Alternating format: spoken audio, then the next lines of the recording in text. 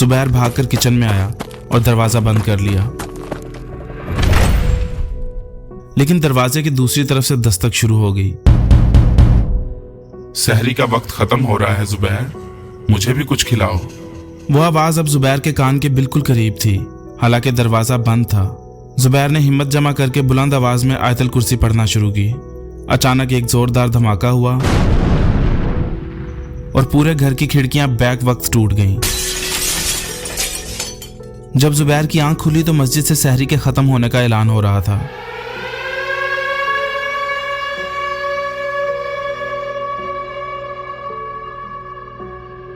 अगले दिन गांव के बुजुर्गों से मालूम हुआ कि उस हवेली में 87 साल पहले एक बूढ़ा शख्स सहरी के वक्त तन्हाई में इंतकाल कर गया था और उसे किसी ने इफ्तार तक दरियाफ्त नहीं किया था।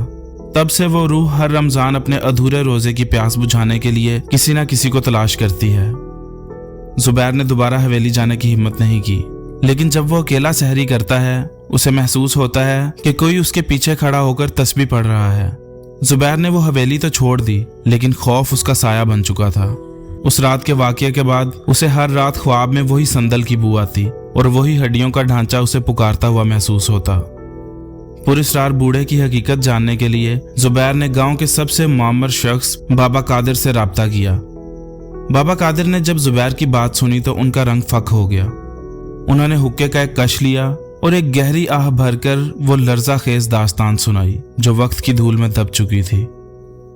ये किस्सा 1930 की दहाई का है, जब उस हवेली का मालिक हकीम जुल्करनैन हुआ करता था। वो एक इंतहाई पारसा और तन्हाई पसंद इंसान था, मगर उस पर एक जुनून सवार था, अबदी जिंदगी का हुसूल।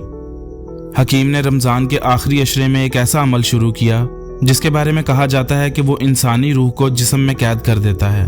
उसने 27वीं शब को एतकाफ की हालत में एक काली हांडी में कोई खास मुरक्कब तैयार किया। उसे यकीन था कि अगर वो सहरी के वक्त उस पर दम करके पी लेगा तो उसे कभी मौत नहीं आएगी, मगर तकदीर को कुछ और ही मंजूर था। जिस लम्हे उसने वो प्याला अपने लबों से लगाया, ऐन उसी वक्त आसमानी बिजली हवेली के मीनार पर गिरी। वो मुरक्कब जहर बन गया और हकीम का जिस्म उसी लम्हे कोयला होकर रह गया। जुबैर ये सुनकर लरज उठा। उसे एहसास हुआ कि वो बूढ़ा कोई भूत नहीं बल्कि एक कैदी रूह थी जो निजात चाहती थी।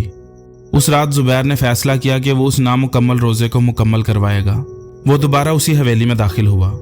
इस बार उसके हाथ में कुरान पाक था और नीयत में हिम्मत। जैसे ही वो उस कमरे में पहुंचा, दर्जा हरारत 0 से नीचे गिर गया।